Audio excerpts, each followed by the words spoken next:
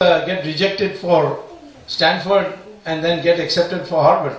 You know, I've seen this happen. So I would say these events, where they are outside your control, when they are beyond your control, then of course you have to take an even attitude. You go to the airport, you are stuck 5 hours, you don't curse the airline for it. Just sit and, you know, have a good nap or something. But you have to develop that attitude. But unfortunately, we Indians have one big disease in our mind called what if.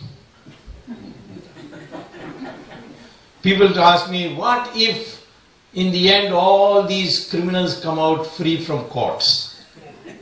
So why should I worry about that? It's going a long way off. In the beginning they asked me, what if the Supreme Court rejects your petition? Well, the Supreme Court didn't reject my petition. Now what if nothing happens? Well, lots of people started going to jail, more are going to jail. Dayanidhi Maran will go next month. After that Chidambaram will go. And if Raja is gone, then some Rani must go too. If it's a Tamil Raja, then a Delhi Rani must go. So, I mean, they are asking me.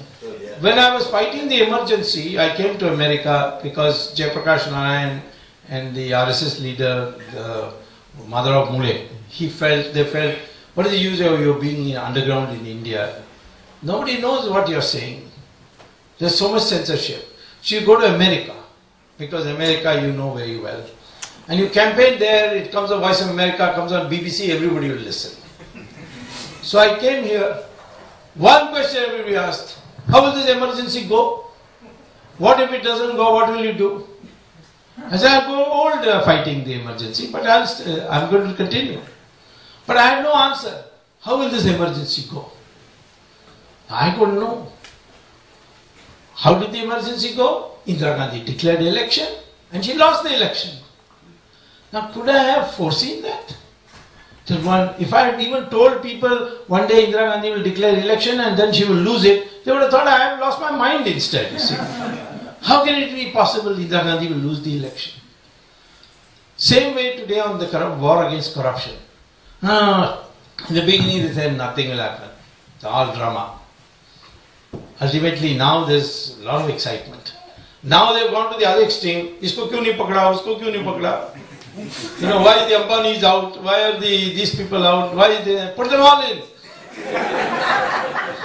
Now it's a very tough task, you see, because when I go to court, the room is not bigger than this. This is a trial court, you know. I'm not talking about the Supreme Court, I'm talking about the trial court. Trial court is only as big as this. And we have got already 23 accused, all top people. They bring in, each of them bring 10 lawyers. There are 250 lawyers screaming away. And I and the CBI alone standing here, you see. I must say the judge is very good. So he doesn't bend easily. But we are benefited by the public mood. But this feeling of getting defeated even before the battle starts. British will never go away. Now none of you will remember this. Read Times of India editorial of 1944. I think the month was June and the date was 21st. What did it say? Gandhi is a joker. He's made a mess because the Quit India movement had failed. And Britain was winning the war. So everybody thought, oh, now Churchill will become re-elected Prime Minister and Britain will continue to rule India for 1,000 years, which is what the British were saying. What happened? Churchill was defeated in the election and Attlee was elected. Who could have foreseen that? So this mentality which causes maximum stress in the Indian mind is, what if? This you must wear out from. No talk about what if. I am working for this goal and that's all I see, nothing else. Like Drona asked Arjuna, that is what you have to have. So I would say that this question is, when you ask me about stress management, I can say that it is the anxiety which causes stress, and anxiety arises because of your mind. You're constantly thinking of what if, what if, what if I get married, and after getting married, my child is born with a twisted nose and she can't get married, what will I do then? We don't think like that. There's no what if. Life is question of taking risks. Risk aversion is an Indian problem. I asked my students at Harvard at the end of the term, when this term gets over around the first week of August, now when you go, what kind of job will you look for? I said you can become a businessman, start your own firm, become a billionaire, or you can fall flat on your face. There's a depression that comes in, or an economic slide that comes in, and your company goes bankrupt and you're out on the street. Whether you would prefer that kind of a job where you can either be a billionaire or, or be on the street, or another job where you join a government office and your salary is fixed when you join, then every year 500 rupees will go up, and at the age of 60 you will get Provident Fund and you can build a house in Bangalore and retire. You know, this kind of job. Now, the American students will all ask me, what's the probability that I'll fall flat on my face? What's the risk there? 90% of the students will say, I want the first job. When I tell them, but that is guaranteed poverty, why do you want that? They said, at least it is guaranteed, that is why we want it. That mentality, we Indians have to get rid of. You got to take risk. And if you got to take risk, you can't have anxiety. What will be the outcome? What if this happens? What if that happens? No. This is precisely what Gita tells you. You have freedom essentially for action. How do I then decide what to do? Here again, Krishna's last sloka on chapter 16. In chapter 16, shloka 24,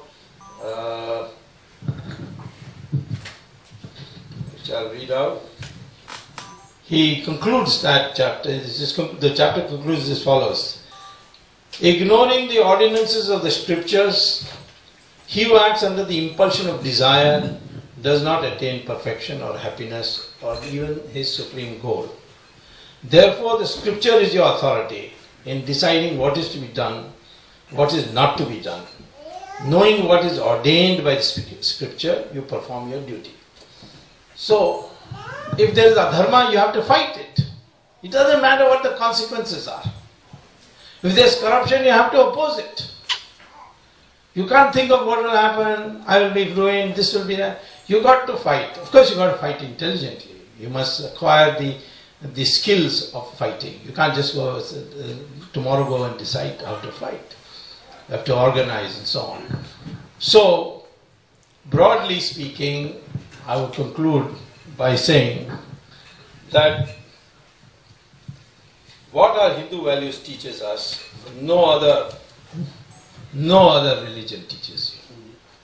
Other religions may say, get yourself killed and go upstairs and you will find lots of lovely girls there. One religion may say that, another religion may say something else.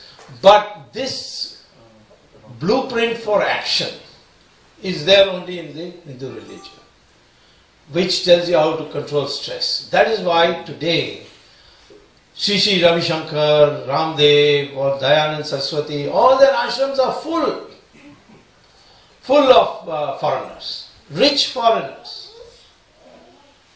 And you find rich people here converting to Hindu point of view, or at least accepting the Hindu concept. Because there you will find, if you study it properly, the scriptures, as Krishna says, all the prescriptions are there. And the fundamentals I have already told you. So what sort of person must you be to be stress-free?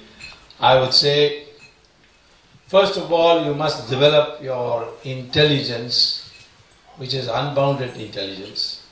Unfortunately, everybody thinks intelligence means cognitive intelligence, which means how much physics you know, how much mathematics you know, how much MBA, how much business management you know.